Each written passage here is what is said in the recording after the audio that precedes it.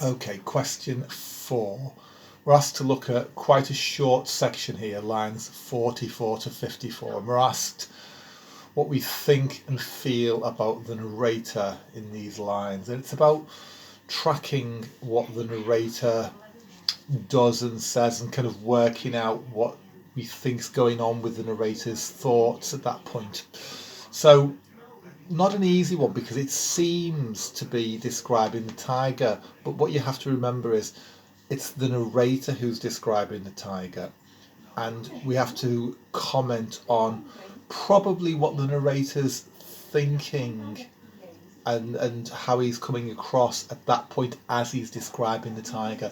So the first thing that I notice in line 44, now remember, if we're given those two line references 44 to 54, there will be something in 44 and there will be something in 54. It starts off, but the tarpaulin's strange softness bothered him.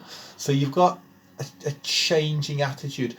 Previously, the narrator was terrified. He was describing the tiger's teeth. Suddenly, you've got a section that starts, but the tarpaulin's strange softness bothered him. He pressed at it tentatively. He looked up anxiously. So you've got a sense here that the narrator's changing, maybe. Is starting to think, hang on a minute, is this tiger such a threat to me? He realises, he says, for a brief moment, Richard Parker was hesitating. So he starts to maybe feel a little bit bolder, a bit safer. And that gives him a sense of action. It gives him maybe a bit of bravery because he's quite determined. Then he says, I grabbed the rat and threw it his way. He sees his opportunity, basically. He thinks he can divert or distract the tiger. So it shows a kind of bravery, seizing an opportunity, if you like. That's what the narrator's doing here. But this clearly is something that has quite a deep impact, a profound impact on him, because he says, I can still see it in my mind as it sailed through the air. It's something that it lasts. The memory of it lasts with him.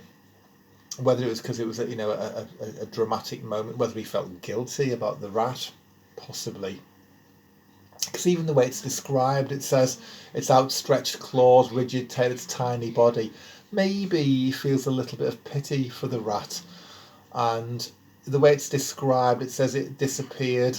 The squealing rat disappeared into the tiger's mouth, vanished like a spaghetti noodle sucked into its mouth. Where there's a little bit of feeling a bit sorry for the rat. I think it shows he's got some kind of emotion for it. He probably feels quite relieved. It says he seems satisfied with the offering. And that word offering is quite an interesting word. It's like, take the rat instead of me. So it's like almost like he sacrificed the rat to save his own life. And at that point, he seems to regain his strength. He says, my legs instantly became functional again. They started to work. So he actually gets the feelings back in his legs. The terror that he had before seems to leave him.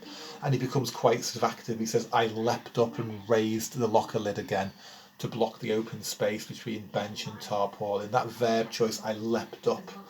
Okay, so you've got a mixture there. You've got a mixture of verbs. You've got imagery. You've got some adjectives. The squealing rat. Okay, so you can get your terminology in that way, and you should be able to get yourself a good crop of marks there if you make those sort of six points carefully.